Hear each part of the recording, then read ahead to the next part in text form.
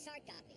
Different rocks form in different ways. Furthermore, we'll have all you need to know about Bill Nye the Science Guy. Bill Nye the Science Guy. Bill Nye the Science Guy. Science rules. Bill Nye the Science Guy. Inertia is a property of matter. Bill Nye the Science Guy. Bill Nye the Science Guy. Brought to you by rocks. Did you ever stop to think that the whole world is covered with rocks? And every rock used to be different. When you're looking at a rock, you're looking at history. Careful. See, all the rocks in the world used to be melted rocks, what we call molten rocks. Molten. Like this molten rock in here. And you see the bubble on top? It's from the heat. It's just like the rocks that come out of volcanoes. Rocks like this, rocks like this, rocks like these. See these pits? They were formed by bubbles in liquid rock that came out of a volcano. Now sometimes the rock from volcanoes will come up onto the Earth's surface. Now when these rocks get on the Earth's surface, they push other rocks down. It pushes down on the layers below. Push the old rocks down. Push them down, and they'll squeeze together and swirl around. And when they blend together, they form a new type of rock, like the minerals that are swirled together in this piece of marble. Anyway, wind and rain, moving over the Earth's surface, break rock down into sand. Sometimes enough water will flow through the dust and sand, mix them together, push it around, it'll dry out again and turn back into rock like these. Good thing I have my safety glasses on. Now this process, where rocks are formed, broken down, and reforming as they come out of the molten earth and turn back into dust, into rocks again, has been going on since the world was formed. Billions of years ago. Rocks! And now, Sandy Stone. He'll roll right over your heart. Because he's gritty.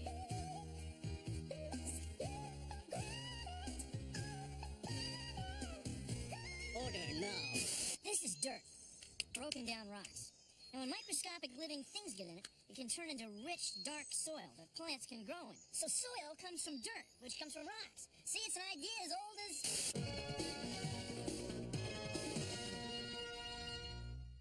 As you can see, there are no mighty rocks here now. It's all been reduced to eeny, teeny, tiny bits of sand. Reduced by the pounding surf, the merciless storms, weakened by the sun, but mostly by the pounding. So sand has been pounded from solid rock. Now that rock was once liquid. Hey, I'm not now it's nothing. And so what can the government do about this pounding? In the final analysis, tens of thousands of years. I'm talking about pounding. Different rocks are formed in different ways. All the material in this sandstone once belonged to other rocks. That rocks. Scientists like to think of three types of rock. Now, the first type you might call igneous rock. Igneous rock. Now, igneous comes from the word for fire. You know how you ignite the candle and you have igneous rocks? You know, igneous, ignite, that's from the word for fire. So see how the candle wax drips down the outside of the candle? Well, igneous rocks are often formed when hot lava drips down the outsides of volcanoes, and it cools to form rocks like this granite. The next type of rock we call sedimentary rock. Now, sediment, that's silt, mud, goop in rivers. So if you have a river, and it's washing sand, mud, or silt, sediment, downstream, well, eventually, the river may dry up or drain away, leaving the sediment, the sand, silt, or mud. Now, this sand would be heavy. It crushes down on itself, like this, squeezing itself together. So eventually, after the water is completely drained away, after a few thousand years, you end up with a rock like this one. See the layers? Sedimentary rock often has layers in it because that's the way sand washes downstream in a river. And the last type of rock is sort of a combination of the other two. We call it metamorphic rock. Now, metamorphic means it's changed. It's metamorphosized. So, if you look at this, this is rock that was once sand, but it's been smushed together by huge pressures under very high heat. Pressure and heat smashing the rock till it's just crushed flat like this.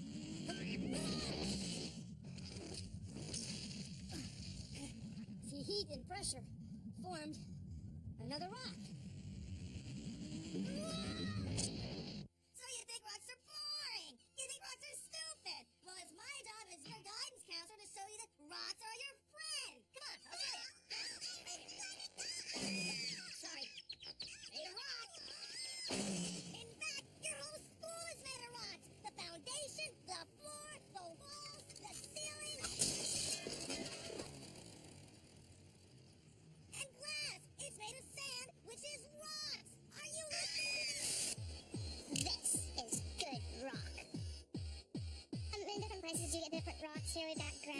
kind of blocky and has cracks in it. Other places you get sandstone, which is more nubby and it's a lot grittier. It erodes away more. Granite isn't usually crumble, it's pretty solid rock.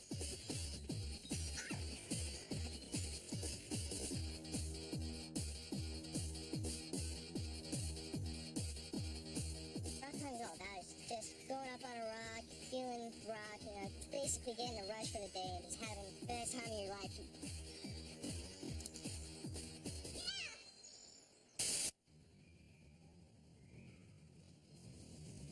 Hey, Edward, what are you doing? Hey, Bill. I'm looking at the patterns on this metamorphic rock. Oh, yeah. Look at it. It's the product of millions of years and tons of pressure per square meter, thousands of degrees Celsius, crushing these different minerals together into this Bill. beautiful...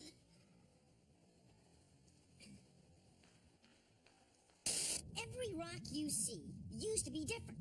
Please consider the following. Rocks are always changing all over the world and part of something we call the rock cycle. And you can find out for yourself about the rock cycle next time you go walking near a volcano. You'll see hot lava coming right out of the ground and cooling off to form new rocks. Now, the reason we have volcanoes on the Earth is that the Earth's surface, the Earth's crust, is made of gigantic plates of rock called tectonic plates. And the plates are always moving, shifting, even today. So as the plates on the Earth's surface move and shift, they run into each other. Now, when plates bump into each other, one plate gets forced below the other one. And take a look at this. These are our tectonic cookies of science. If one cookie rides over the other, you can see that the cookie underneath gets forced down. And if that were rock, it melts down like lava back into molten rock. And the rocks on top just keep getting older and older. Now, back here, where the cookie crumbles, that's where the new volcanoes form. And molten lava comes up to the surface and makes brand new rocks. The rock cycle's been going on for millions and millions of years. It's great. Well, thank you for joining me on Consider the Following. Start to understand some of the processes that we see on the surface of the Earth. See these big cracks? See this big crack? You know where they came from? It was formed when water got in there and freezes and it expands. Split the rock apart. Makes the crack get bigger. Happens over and over and over again. Freezing and refreezing. And eventually, the whole rock is split right open. This is lichen. It's actually a plant. It's a fungus and algae that works on the rock, breaking it down, breaks it down. And take a look at this plant. Its roots are growing in there, and they're going to split the rock right open. And eventually, these big rocks get broken down into this fine dust. And this process goes on all day, all the time. Rocks get broken down.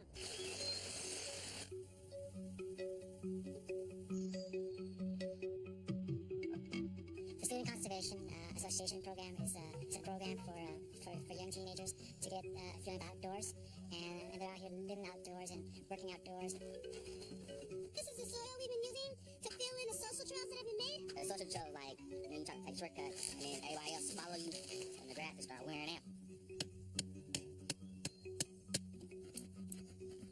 Rocks should just be here to support everything down low.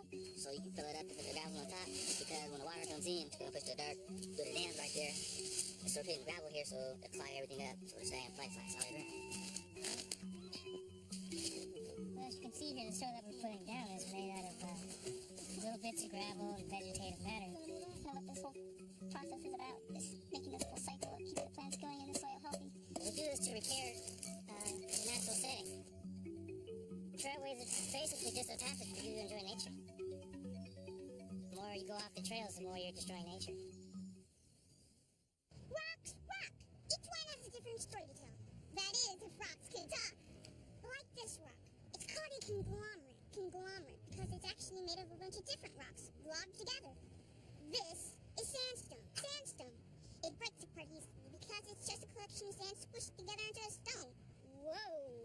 I've got a camera on the end of this pole, and you can see how the action of waves breaks rocks down into sand. Sand that makes sandy beaches, and sand that will one day become soil. Now, this process has been going on for millions of years. And that's why these tiny waves can slowly make rocks into sand and sand in the soil. Many strange rock formations are often partly the result of the cutting action of sand, hurled against the hard rock by the wind.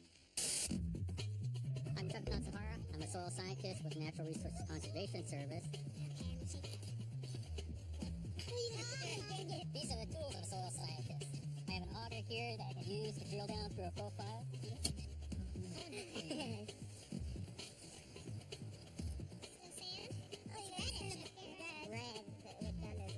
I have a spade here that I can use to dig down and see if you can get all the way down here to where it really breaks out. And I have my knife that I can use to sit and probe and dig out samples.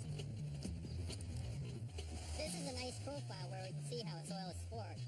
We can see the different layers or the different horizons. Soils are forming all the time. We have rocks here that are weathering down to sands and being mixed with old pieces of wood and roots. And as they all combine together, they produce soil. By describing and mapping soils, we have a better idea of the best ways to use our soils, whether it's for crop production or forest production. By knowing the different properties that we investigate, we can find out which are the best ways to utilize our soils. This is a soil lab. Now suppose we could dig straight down into the soil, pick it up, and look at it from the side, like this. Well, this is called a profile, and these are soil profiles. You can see that soil has layers. Like up here, there are a lot of living things. And as we dig down, the soil turns lighter. And eventually we find this layer of clay, which is red. Probably has iron in it, like rust is red. And here is farmland, and that's topsoil. Has a lot of living things in it, and a lot of plants will grow up here. But if we go down, we see it's different colored soil, and plants probably wouldn't grow as well. So topsoil is thin, and we have to take care of it. Now here is dust, and the dust came from rocks. As we dig deeper, we find small rocks. We keep going down, slightly larger rocks, then slightly larger than that rocks, and then big rocks. See, soil comes from rocks. It always has. Soil is everywhere. New soil bars. They're crunchy and they're natural. They're dirty all the way. Yes, new soil bars are rockin' is candy of the day. Soil bars, soil bars, soil bars. 100% natural rocks and soil. Try one today. Soil bars not responsible for lost teeth or digestion problems incurred by ingesting soil or rocks for entertainment purposes only.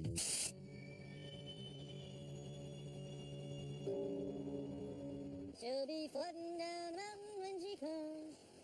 That looks like sand erosion. Doesn't it look like wind erosion there, sort of? Hey, Bill, why are you putting in the sand? Oh, I'm getting ready to recreate one of the greatest floods in geologic history. Oh, you mean that flood over 16,000 years ago in the eastern part of Washington State? The one where that gigantically huge glacier broke and spilled a gigantically huge amount of water that washed away millions of tons of sediment, exposing the volcanic rock underneath? That flood? Yeah, that's the one. Boy, you sure know your ancient floods. Who doesn't? A vast lake formed behind gigantic walls of ice. From time to time, the ice jams gave way. Enormous floods scoured the volcanic landscape, displacing tons of rocks and soil as the water flowed westward to the sea. Hey, look, it worked. In what is now Washington State, a huge waterfall was formed. The reshaped rocks of the dry falls remain today, speaking silently of the torrent's power. The wind can change the land. In the desert, it blows sand, changing the shape of the low, sandy hills.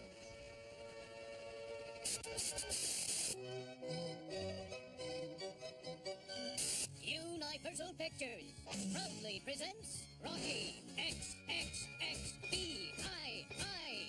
Don't take it for granted. See these little pits? These are bubbles that came out of the volcano. See the pits in this rock? Well, they started out as bubbles in a volcano. Yeah, this rock was once a liquid.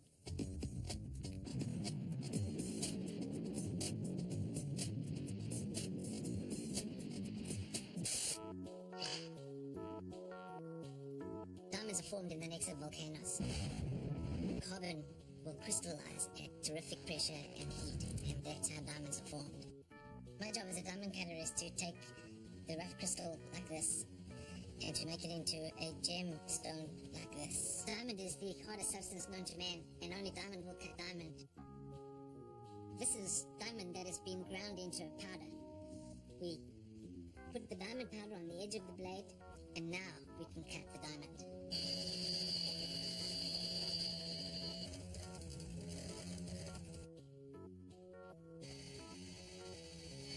Now that's a rock. The only difference between this piece of coal and this diamond are millions of years and tons of pressure per square meter. See, they're both made of carbon. The carbon in this charcoal absorbs almost all the light that hits it. It's black. But the carbon in this diamond that's been crushed into hot, molten rock deep inside the earth has turned into this beautiful, clear gem that sends light bouncing in all these directions. That's why humans have coveted diamonds for centuries, for its fire and beauty and hardness. You can make crystals using a lid from a large jar, some construction paper, some scissors, some hot water, and some Epsom salt. You can find Epsom salt at almost any drugstore. Okay. First, cut the construction paper so it fits inside the lid.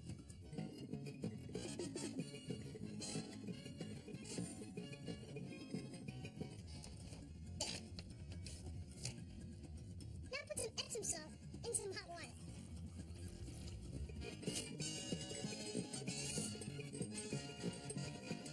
Looks like I need a little bit more water. Now stir it.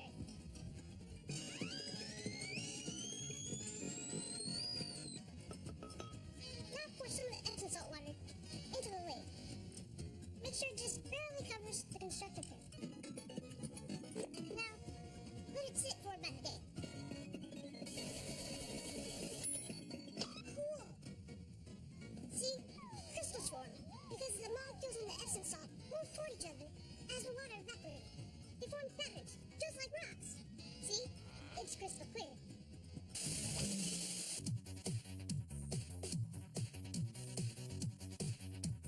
So you see, rocks are your friend. Rocks are formed in many different ways. I want to talk about them if that's okay. Made by pressure, heat, and water, we rock hard. The rocks rock hard. Igneous rocks form inside the ground, made when melted rocks cool down. Lava forms scraping granite, all hard rocks sitting on this planet. Made by pressure, heat, and water, we rock hard. The rocks rock hard. Heat and pressure give their kicks, making rocks go metamorphic. Go down deep inside the earth, a hard place to have your birth. Sedimentary rocks are made from dust, like sands from powder, gray and rust. Wind and water break 'em down, copy canyons in the ground. Made from pressure, heat, and water, we rock hard. The rocks rock harder. The rocks rock harder.